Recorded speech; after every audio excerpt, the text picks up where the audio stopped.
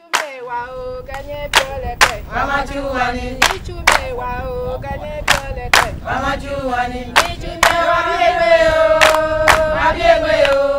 Richard Azinanati. I'm from Ghana. The main challenges we have in the area we work is have to do with issue of literacy, especially among the women, where you have quite a significant number of people who cannot read and write.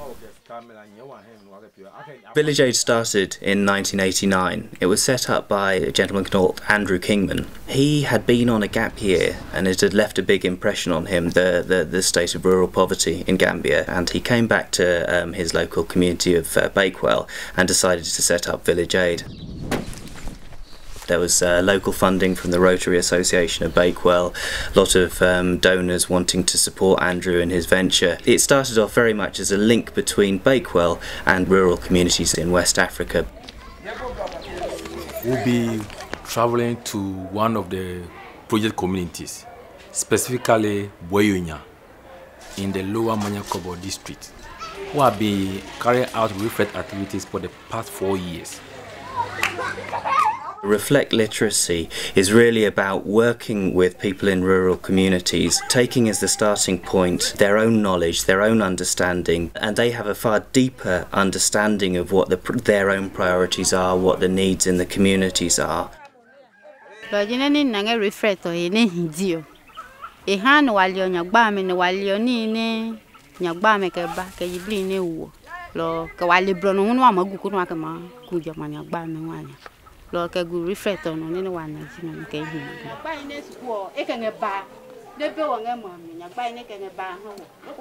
So we're not sitting in Bakewell developing projects to challenge rural poverty based on clever ideas from books, but we work very closely with those small organisations in communities and the communities themselves to really listen to what those needs are.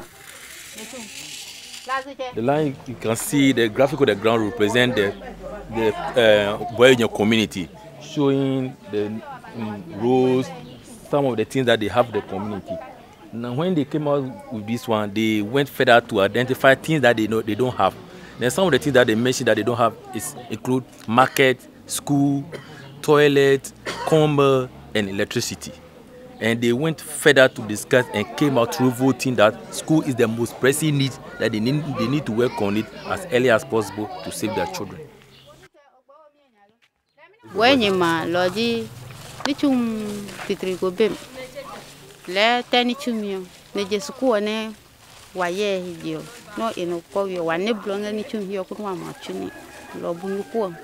Ine na kutu ne lo wa force han bi choyo.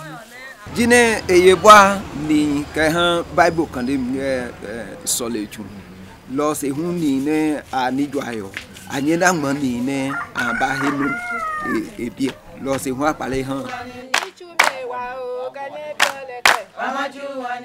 The rural communities in Ghana are very dependent on rain-fed agriculture, so if the rain is poor that year or if the crops fail, then this has a devastating impact on the incomes that families have. Communities have been saying, well, what can we do to bring in money from alternative sources so we're not so dependent and heavily reliant on agriculture?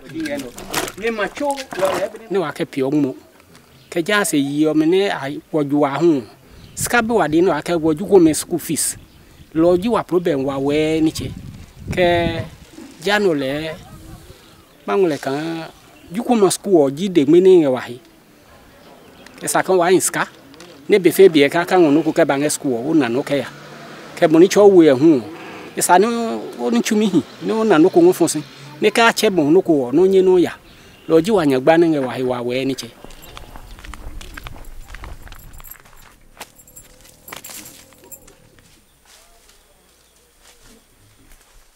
Eba kan sika maje yo kan waje school bi o meji yo wanyi ni wa ka yo bua ma ne eyuemu yansi wa bi ma school hu epo wo fiko chon ne chumi ne akeba ha wo no lo jinugo ne wa ba joy ka ka no chayo wa ma pe free ne ma gba wa ho ohiyan hu no ga ha wo nge ma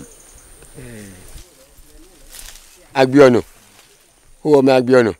Go Uswahe, I'm a boo.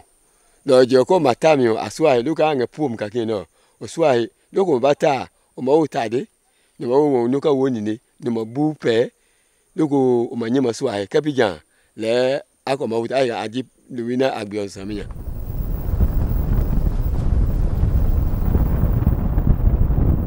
All has to do with sensitizing communities, helping them to take initiative on their own project. But when we begin to implement their action point, that you see the tangible project coming out. When we put together projects, we take very seriously the importance of listening to the communities themselves, and it's those voices that drive our projects. Jale premio ehimu sisiji wange aboben susu ne wapiomu ne mo premio ko pemo jehan keke ebomo se jale premio le ko ngepeo befe beko o manaska ebawemu ebe ka pune moto ne emagbo lo eyobwa ke hawo. When the project emerges from communities, you see the kind of enthusiasm that the people bring on board to get it implemented. So it is very important to ensure that the interest of the beneficiary is always sustained in the implementation of the project. A for apple, B for ball, C for cat. Having identified the problem through Reflect, they went to the community, identified children within the school going age, not in school.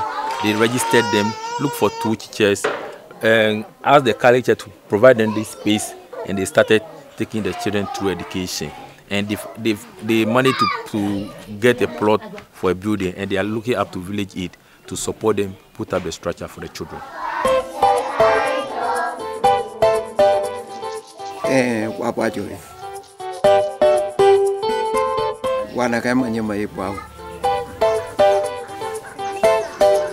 One of the real advantages of Village Aid is that we've got a very good, committed support from local volunteers.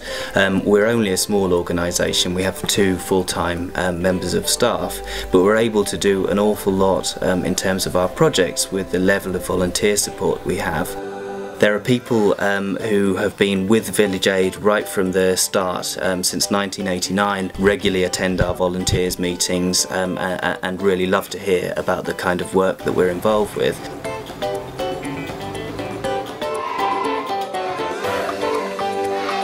And it's the real lifeblood of Village Aid. We wouldn't be able to do half of what we do without the kind of high-level support from our volunteers.